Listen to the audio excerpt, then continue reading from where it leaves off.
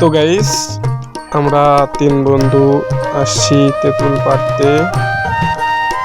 তো আমি প্রথমে তেঁতুল গাছে উঠতেছি, এরপরে আমার বন্ধু উঠবে।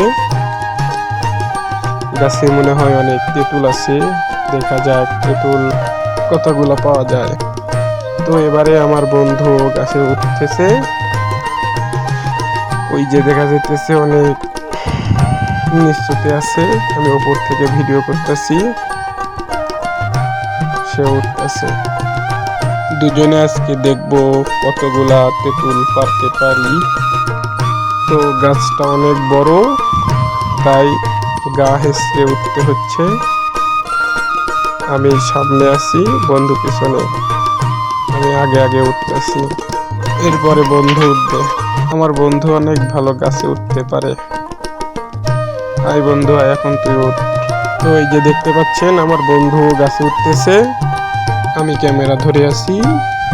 আর ওই যে আমাদের তৃতীয় নম্বর বন্ধু হাঁ করে আছে তেঁতুল নেওয়ার জন্য। তো এবারে তেঁতুল পাড়তাছি। গাছে তো দেখি খুব একটা তেঁতুল নাই, সব কাঠবিড়াল ও ইঁদুরে খেয়ে ফেলছে। বন্ধু নাকি একটাও পাকা তেঁতুল পায় নাই, সবটাই কাঁচা। তাই তার মন খারাপ হয়ে গেছে, গাছ থেকে নেমে যাচ্ছে।